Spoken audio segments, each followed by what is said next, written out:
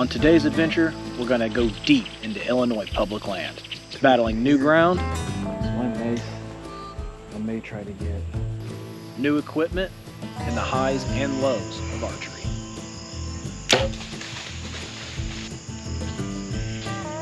I think I missed twice. What the heck, dude? My name's Nico Robinson, and this is The Hunt.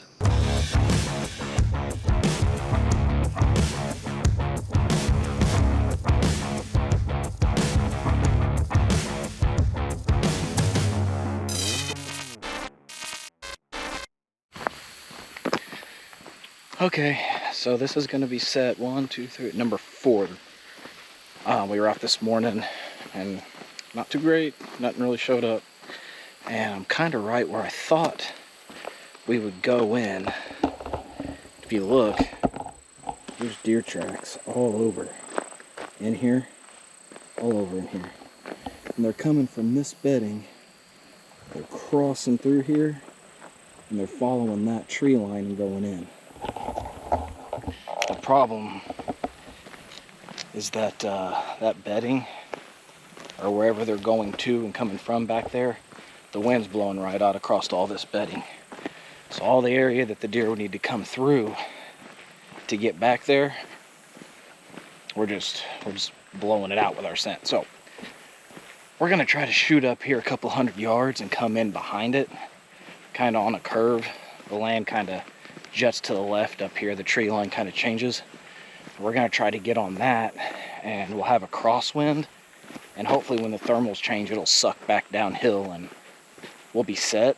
And the thermals are good. We're gonna play that in the morning too. But we had our last bit of ground deer, so we are officially in a meat crisis. We have 0 meat. We got pretty far this last year, you know, trying to eat only game meat. We still had to buy some beef there closer to fall. So I think we're gonna shoot for 300 pounds. If I can put 300 pounds of meat in the freezer, I think that'll do us a solid. So since we have absolutely nothing, as long as it ain't a fawn or a spike, probably gonna shoot it tonight. Probably the same plan for the next one too, just to kind of get us on the board and get a little cushion underneath us. Then we can start all the fun stuff. But right now, early season, highly pressured whitetail hunt.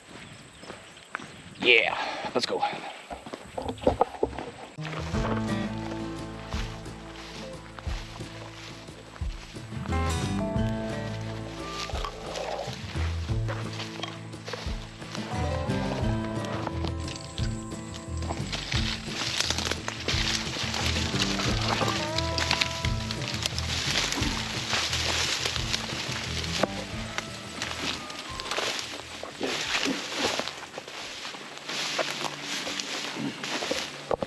Quick check-in, guys. I think it's like 5 o'clock.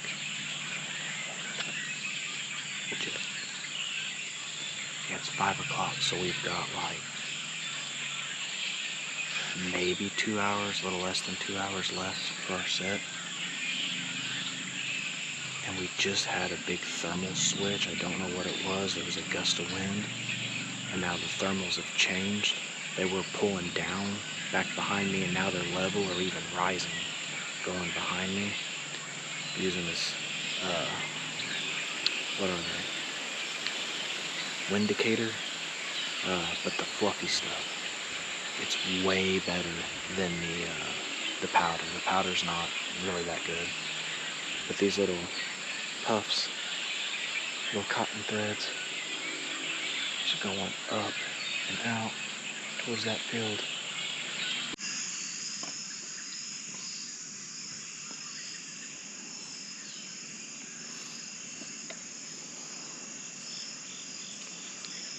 Just spike.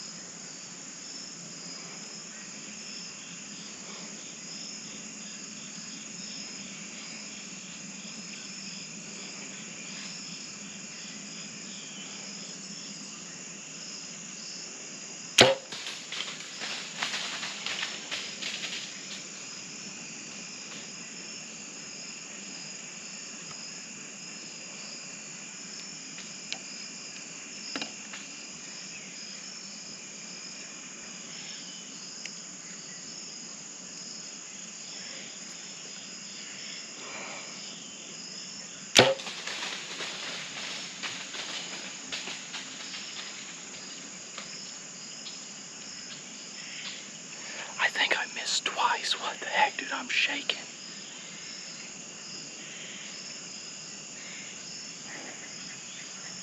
What is going on? Oh my God. I'm gonna get down and check that out. I just dropped my release anyway. I got both my arrows. I missed completely. 100% missed. What in the world?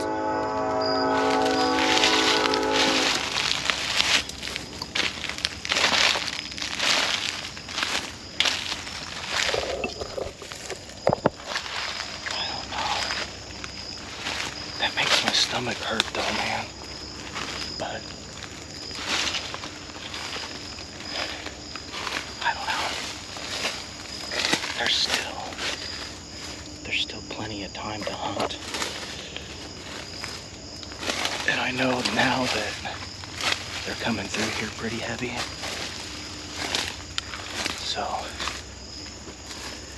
I'm going to set these down, finish out the rest of the hunt, but I have no idea what happened, like zero idea. That's weird.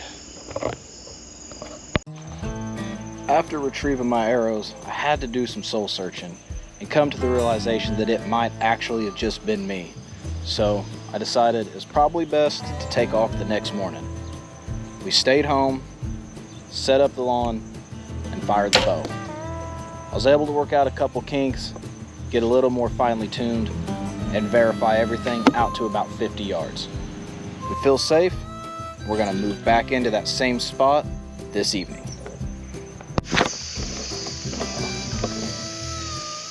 Okay, so we're completely set up.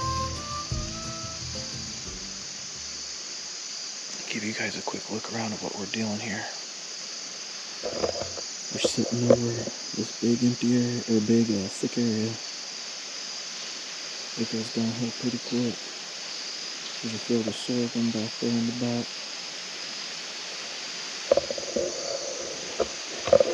It gets pretty thick back there.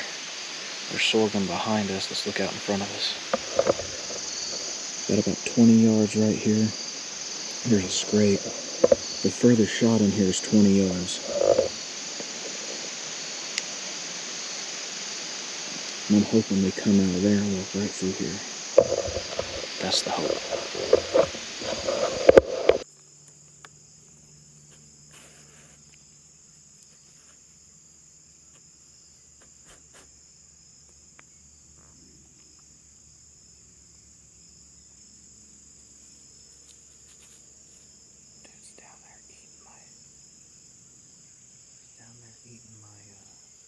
Sunflower shells.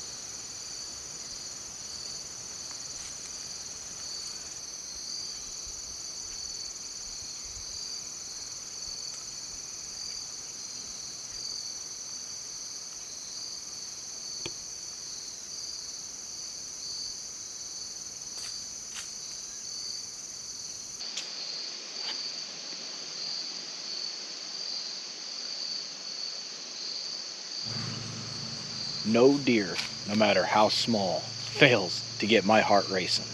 So having this little guy milling around even at 10 yards or less than still gives me the shakes. And I tell you, if that ain't ever the case, that'll probably be the day I put my bow down for good.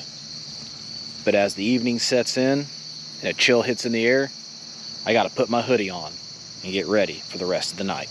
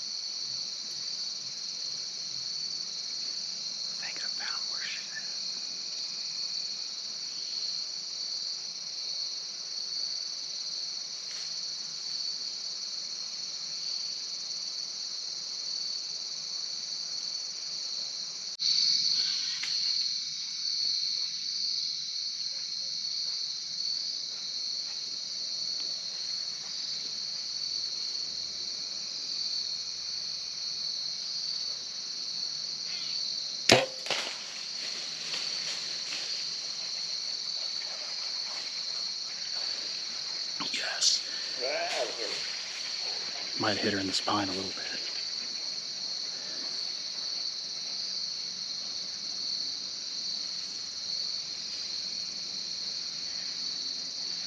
She hit the ground.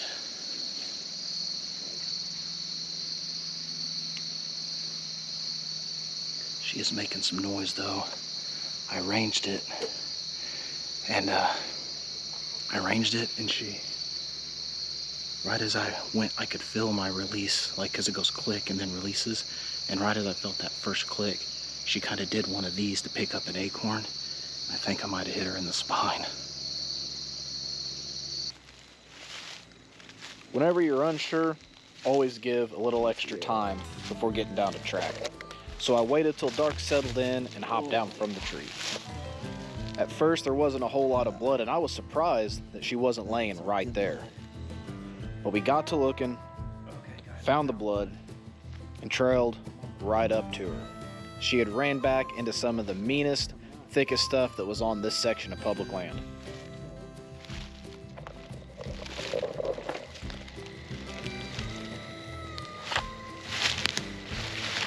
That's lung blood right there, boys.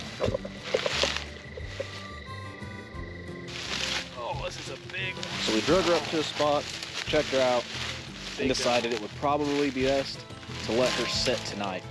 Come back in the morning with packs and knives and get her out. Falling apart.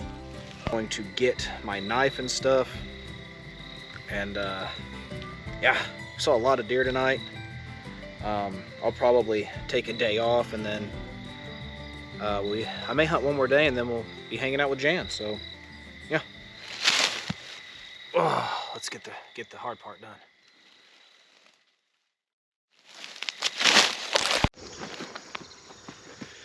Okay, so here's the lowdown of how it went. Got little man over here. It's opening day of rifle season for kids, youth season. So he's got his orange on. We're being quiet. There's nobody else even parked out here on this piece, but we shot that deer last night. We climbed down. We followed blood. We waited, till it got darker before I really trailed her. We followed blood. I did find her. She's in here deep. We're kind of circling around and coming in the other way than where we came in, than how we came in to hunt. It's just shorter. It's a longer walk, but it's a shorter distance traveled from the field to the woods. That's a big deer track, ain't it, buddy? Yeah. And it got really cold last night. I don't really have much worry that the deer's gonna have spoiled, but we did come in here, we found her, we marked it on Onyx. Onyx is a great tool you guys should use. You can mark your tracks and all that, and it's an exceptional tool to use. So we did that, and now we're going to come back in, make the short jolt into all this thickness that she ran up into to perish. We're gonna quarter her out and then pack everything out. Let's go find our deer. Yeah, see, there she is. She wasn't too deep in here, was she? Watch out for this black locust right here. Okay. It's the one, it's the tree with all the spikies. Okay, there she is.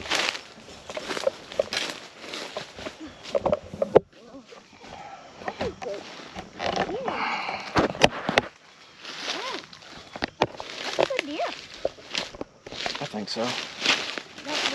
Yep. Yeah. Oh, she's deaf. There's where we hit her. Okay, let's get to work. We're gonna get these quarters off.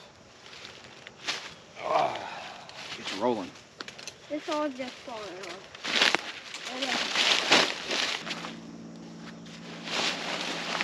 Okay. Possibilities pouch from Kafaru. Always have a good kill kit.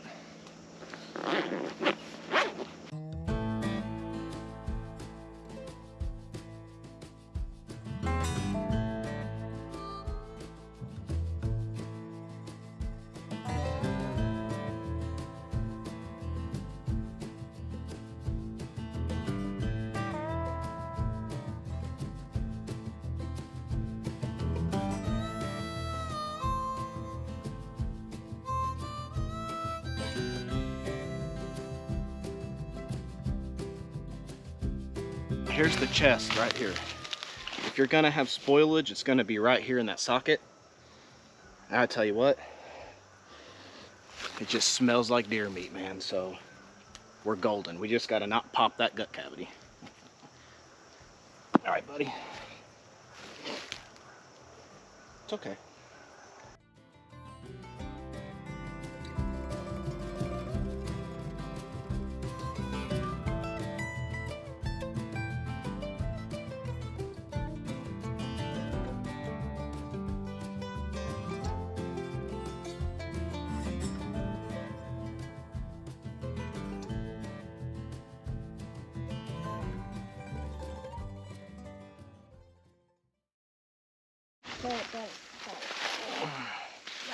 Well, guys, that's pretty much it. We're all packed up.